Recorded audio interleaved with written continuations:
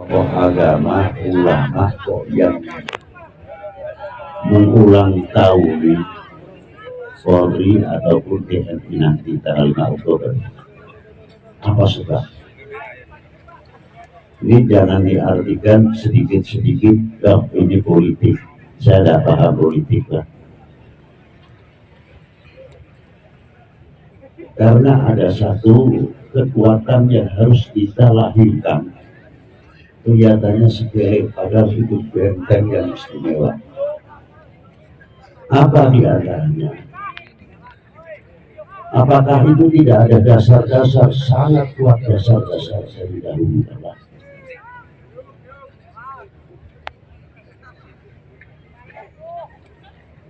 Maaf saja kalaupun sudah terlibat tapi sedikit. Artinya begini, 5 Oktober hari TNI, yang bikin roti tar beliau sendiri, yang nyemet lilin beliau sendiri, yang bernyanyi selamat ulang tahun ya beliau sendiri, kesekian ya beliau sendiri yang mengucapkan. Kita ini hanya undangan.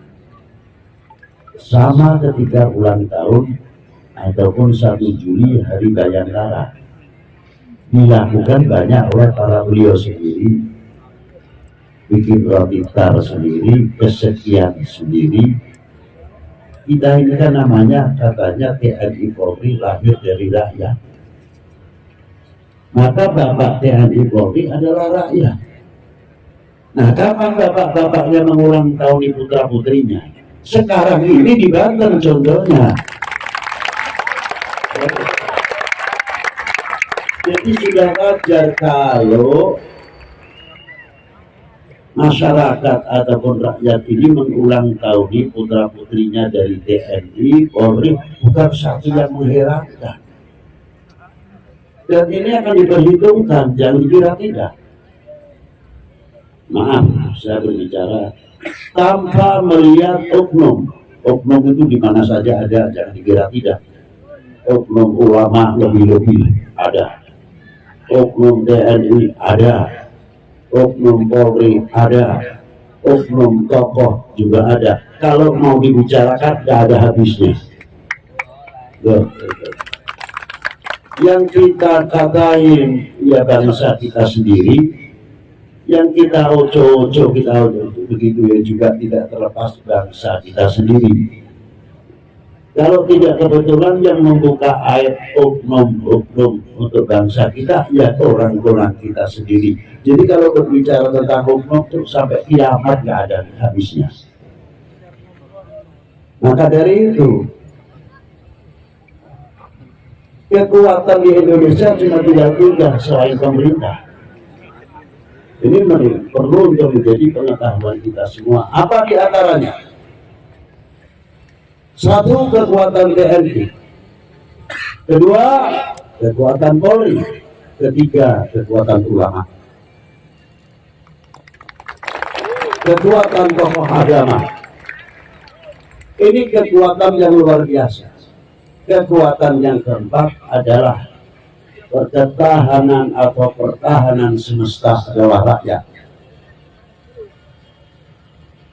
Kalau TNI Polri sudah jelas, ulama sudah jelas, jiwa nasionalismenya yang sangat kuat, merasa memiliki, merasa harga kepada republik ini, merasa bertanggung jawab. Karena apa para beliau? Karena para beliau mempunyai harga diri bangsa, jati diri bangsa, kehormatan bangsa. Pantas kalau negaranya dijajah tidak terima karena kemana harga diri kita. Loh, itulah pertama. Itu wajar. Itulah. Maka dari itu, kalau sudah mengoyakkan ngobok-ngobok TNI Polri umpamanya, ngobok-ngobok ulama tidak mempan, dan ngobok-ngobok ulama supaya ruwet sendiri hukumnya, bagian ngobok benturkan kita antara ulama TNI Polri sendiri lagi. sampai kapan?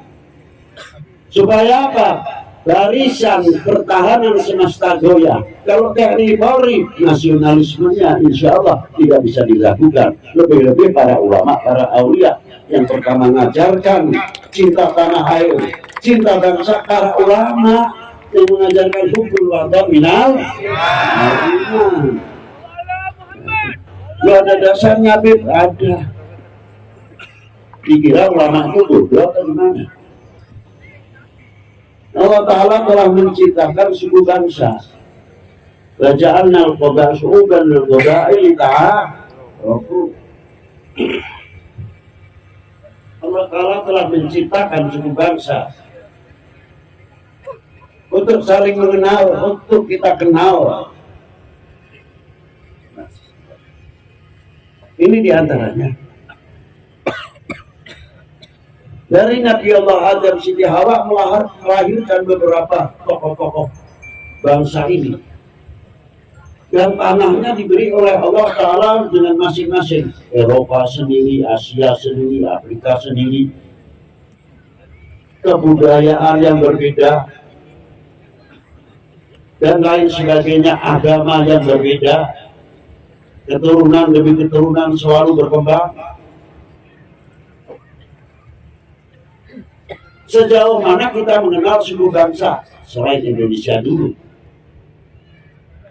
Kalau kita mengenal lita'arafu, kita akan tahu, intervensi ini tidak benar, ini antar negara ini dengan negara ini tidak pas. Kita hormati dong, sama-sama keturunan Nabi Allah Adam alaihissalam, sama-sama satu bangsa. Lebih-lebih Indonesia ini sejauh mana kita mengenal Indonesia? Apa sekadar sewilayah Jawa Tengah? Apa sekadar sewilayah Jawa Barat? Apa sekadar wilayah Banten ataupun Jawa Timur? Tidak. Dari Sabang sampai Merauke itu 10 jam kalau naik pesawat.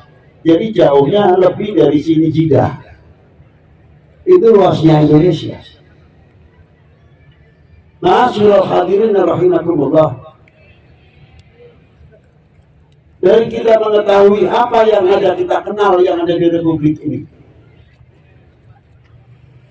Kita bangga menjadi bangsa Indonesia. Karena bangga, karena kenal Indonesia. Kalau orang tidak kenal Indonesia, mana mungkin akan membanggakan bangsanya sendiri karena tidak kenal Indonesia.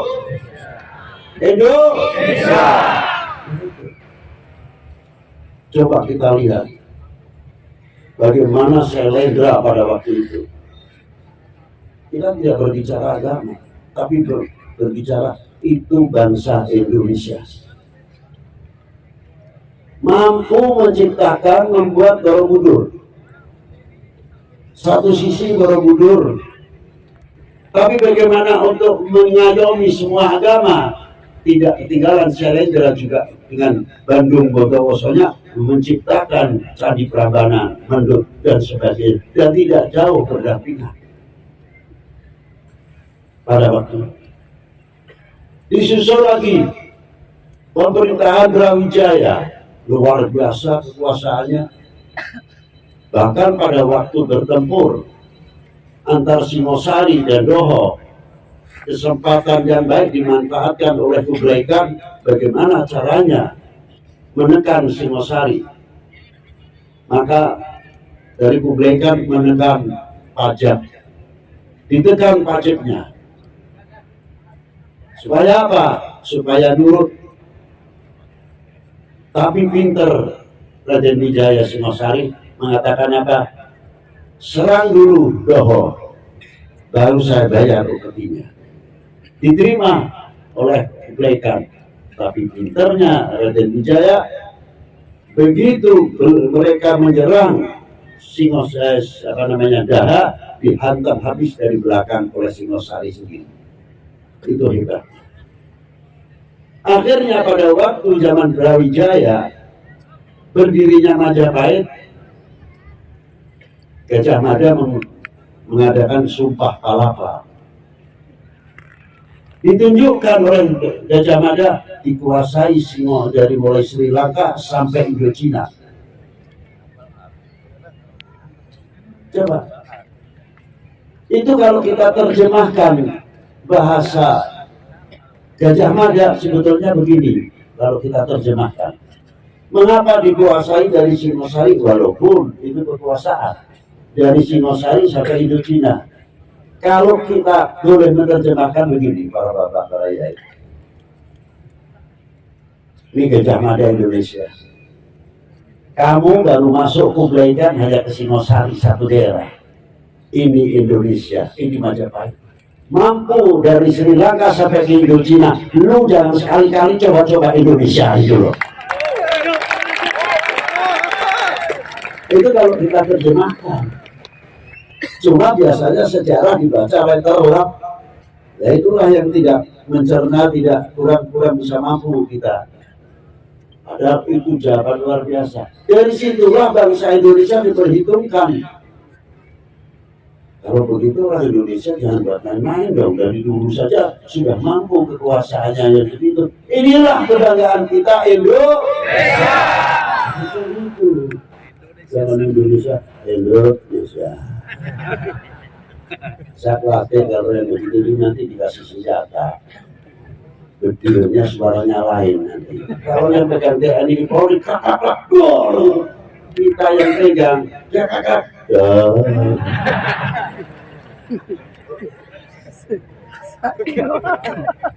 nah, ya. Diarahkannya, ya, maaf saja ini berburos sedikit. Kalau orang-orang yang jelek itu berbuat kejahatan, kalau mau diincar sama polisi, nggak tiarap lari, nggak takut. Tapi kalau kita yang pegang senjata, belum apa-apa sudah tiarap dulu. Belum apa-apa. Kalau polisi yang diarah kepala, dapatnya kepala beneran. Kalau kita yang mengarah kepala, mengarahnya kaki, dapatnya kepala. Ya. Maka mereka tiarap dulu, sudah takut. Gitu. Tapi kalau kita mau menyebut nama Indonesia dengan gagah, karena merasa harga diri, Barat timbul jati dirinya, merasa memiliki Indonesia ini, mestinya kita harus bangga. Orang turun dari Mercy saja, kalau Mercy-nya yang kelas, dia tadinya berjalannya agak terbuka sedikit, begitu keluar dari mesin, karena apa? Mercy-nya. Bisa enggak? Ini Indonesia. Nah, itu contoh yang logika yang enteng-enteng saja dengan yang berat-berat kita sendiri nggak bisa soalnya. Ya itulah. Satu contoh itu saja. Nah sekarang kita tunjukkan dari dahulu bagaimana kekuatan Indonesia ini luar biasa. Bagaimana cintanya Rasulullah pada tentaranya, pada sahabat pada waktu itu Al-Jais wa Syurtah. Syurtah itu polisi. Rasulullah sudah banyak memberikan contoh. Nah, kita sejauh mana mengenal Indonesia? Apa yang ada di Indonesia ini? Tidak begitu saja kita lepas, pasti memerlukan kekuatan ekonomi, kekuatan dunia pertanian, kekuatan ketahanan nasional, termasuk diantaranya TNI Polri. Itu barisan ketahanan pertahanan nasional. Ekonomi tidak akan terjamin aman tanpa TNI Polri. Persenjataan dan dari mana bisa kita beli tanpa ekonomi mustahil. Kedua-duanya sinergi kerjasama yang luar biasa. Nah malam hari ini kita tunjukkan bahwa kekuatan rakyat Indonesia adalah kekuatan pertahanan nasional yang sangat luar biasa dengan duduk bersamanya bersama para ulama, bersama tokoh-tokoh agama, bersama TNI Polri. Ini satu kekuatan yang luar biasa akan diperhitungkan oleh luar negeri. Percaya atau tidak terserah. Dihitung kekuatan kita ini. Maka dari itu, saya mengucapkan terima kasih sebesar-besarnya kepada sesepuh, pada para kiai, para tubagus yang mana pada malam hari ini telah menjadi kepanitiaan untuk mengadakan syukuran bagian ucapan terima kasih kita kepada Allah Ta'ala. Apa diantaranya? Dengan mengadakannya 1 Juli Hari Bayangkara ke-77. Dirgahayu Polri. Untuk diadakannya. Ini sudah menunjukkan kekuatan yang sangat luar biasa. Maka dari itu, bagi oknum-oknum yang tidak suka Indonesia ini utuh, rakyat ini senang. Bagaimana cara mengurangi kepercayaan kita ini kepada TNI Polri-nya? Ya obok-obok barisan semesta, pertahanan semesta, orbit satu oknum saja, ayo dibicarakan, tidak ada habisnya. Nanti dari TNI ada oknum banyak satu, ayo diorbit terus. Dalam rangka apa? Kurang dipercayai tentang keberadaan TNI Polri. Baik bangsaku yang kubanggakan, relakah apabila TNI Polri ini tergoyahkan? Tidak. Pasti kita jawab tidak. Karena itu bagian kami, bagian pertahanan nasional. Begitu kan? Kami bagian yang luar biasa. Terakhir, walaupun omongan saya tidak berarti, saya tanya, wahai bangsaku yang kubanggakan, relakah negerimu terpecah belah? Tidak. Kita jawab tidak. Buktikan kalau tidak, ucapan tidak paling mudah diucapkan. Kita galang kesatuan persatuan, beda pilihan, mangga kersa. Siapapun mau dipilih, partai apapun, mangga. Tapi jangan melupakan yang pilih, yang dipilih. Indonesia tidak berubah. Yang dipilih Indonesia, yang memilih Indonesia. Maka dari itu, ayo, maaf ini sendiri. Kalau Banten ini mempertahankan, saya tidak heran. Bukan saya memuji, saya pembaca sejarah. Saya kenal sejarah Banten. Bagaimana gigihnya Maulana Hasanuddin Banten. Bagaimana gigihnya Maulana Yusuf, bagaimana gigihnya Ki Ageng Tirtayasa pada waktu itu berhadapan dengan penjajah dan luar biasa berhadapan dengan Portugis. Contoh rupiah yang sangat tiada ternilai harganya. Masa kita ini akan mengecewakan dan melupakan para beliau? Pasti tidak. Kita tidak mau dituntut di akhirat nanti golongan orang yang mengecewakan para leluhurnya, para sesepuhnya. No, tidak. Justru kita tidak akan mengecewakan para beliau. Kalau kita tidak akan mengecewakan para beliau, ayo galang kesatuan persatuan. Jangan memberikan kesempatan seujung rambut pun bagi orang yang ingin memecah belah bangsa Indonesia ini. Ada salah satu, kita mengambil tengahnya hadis itu saja. Apa diantaranya? Ketika ayat ini turun, qul in kuntum tuhibbunallaha fattabi'uni yuhibbukumullah. Rasulullah ditanya oleh sahabat, sejauh mana kita izin iman kita? Maka aku mu'minan shadiqan, sejauh mana kita dikategorikan orang-orang yang beriman yang sesungguhnya? Dijawab oleh Rasulullah, tidak ahbabtallah, selagi kamu mencintai Allah.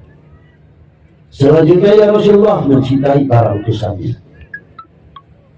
Selanjutnya ya Rasulullah, mengikuti sunnah dan tarekat. Mengapa tarekat dan sunnahnya setelah cinta? Bukan cinta bukan tarekat sunnahnya dahulu. Apa saja? Orang cinta itu berbeda, Pak. Sejelek istri kayak apapun, sejelek suami kayak apapun, kalau kedua sejauh ini mencintai benar-benar, tidak bakal membuka aibnya suaminya atau aibnya istrinya. Betul?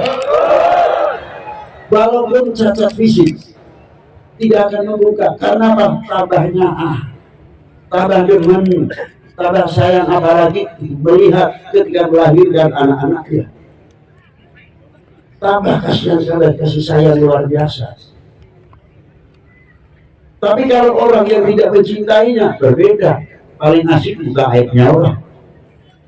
Keluarga saja kalau perlu dibuka, kok aibnya. Karena apa?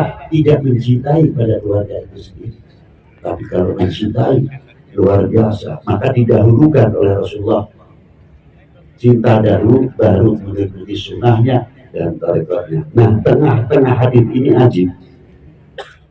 Kadar bobot iman seseorang adalah tergantung kecintaannya pada aku. Wal yatawafatun nas bil iman ala qadri tafawutihim fi mahabbati. Kadar bobot iman seseorang tergantung kecintaannya kepada aku. Ini bisa saja oleh oknum diputar balik, maknanya diputar balik. Oh kalau begitu menghancurkan umat beragama paling mudah, jauhkan dia dari kepercayaannya kepada tokoh agamanya, khususnya dunia Islam. Bagaimana cara menghancurkan dunia Islam? Jauhkan umat ini kepercayaannya kepada tokoh agama, bikin yang macam-macam, sehingga melentur cintanya kepada para ulama, cintanya kepada para kiai. Itu diantaranya dibalik. Sebab apa alasannya? Kadar bobot iman seseorang adalah tergantung kecintaannya kepada aku, kepada saya. Jadi kalau ditafsirkan imannya semakin kuat karena cinta. Nah, bagaimana cara menghancurkan umat tersebut? Kurangi dulu kecintaannya. Sama, bagaimana bangsa ini supaya tidak percaya kepada pemerintahnya, tidak percaya kepada ulamanya, tidak percaya kepada TNI-nya, tidak percaya kepada Polri-nya. Gosok terus, ayo terus, supaya apa? Tidak percaya. Apabila ini terjadi, bangsa Indonesia paling mudah akan dihancurkan. Sekali lagi, relakan negerimu ini terpecah belah. Itu yang penting. Sudah diingatkan oleh baginda Nabi Sallallahu Alaihi Wasallam. Seterusnya, wassalamualaikum warahmatullahi wabarakatuh. Dan panjang-panjang.